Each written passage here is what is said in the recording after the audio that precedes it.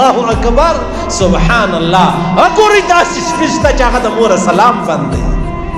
لمور سلام باندې لمور سلام باندې د الله رسول صحابي ته وایي دا صحابیت کومه معامله ولا شنو معامله ولا اوس ورته وایي یا رسول الله خالي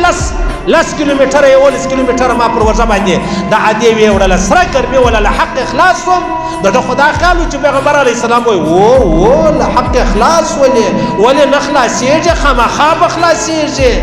نه پیغمبر علی السلام و فرمایله ته چې پیدا کېدی بیا چا کم دردونه ستا عادي وړل په هغه دردو کې نو خو یو ورځ نه وه دوې نه وې درې نه وې میاشت نه وه دوې نه وې څلور نه وې او په میاشتو دا دردونه وو د یوه درد حق دې هم ادا کړی نه دی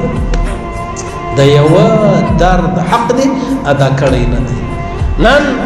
زموږ معاملات داسې راووتله عزیزانو چې هر سړی له موره ګیلهمن دی هر سړی له موره ګیلهمن دی له موره دغه مور ګرانه ده شیرین نه ده خوندور نه ده ډېره محبوب ترینه ده چې کله سړی واده وکړي بس د هغه څخه مابعد مورکۍ هغه رقم خوند نه کوي د مورکۍ هغه خوند نه دی د مور هغه خوند نه دی ولې وجه دا ده چې پخوا به زوی د مور و عیبو ته نه کتل د مور و خبرو شکنځاو ته نه کتل ول زما دې د پروا نه لري بیا چې کله دا راله نو بیا د مور قرار شکایتونه ورته شروع کړه داسې وکړو هغسې وکړو داسې وکړو هغسې وکړو نو بیا قرار د خپلې موره د سړي نفرت وشي دا څوک دا د خپل کوروالا دا راولاړه شي د دې الک د مور عیبونه و الک ته وایي نو که الک سپی و بې غیرته و زما مور داسې وکړلو او نو زه به زما مور ګورم صحیح سلام دلته پیغمبر علیه السلام فرمایي د یوې هغه دردونه چې کم تېرېدل د یوه درد حق دې ادا کړی نه دی او بیا نو دروغجنان چې مور یې مړه شي نو زما مور مړه شوله بس نو ډېره مې ارمان ده کشکې ژوندی وای کشکې نه خو 40 کاله ژوندی و هغه کشکې چیرې و مور دې سرتوره نه وه په بد دعا نه وه یو سړي مسجد کې وخت یو امام جمعات ورکوي جمعات چې سلام وګرځېدی بیا کله کله د سارا خلک مولوي صاحب یو دعای حاجت خو وکړه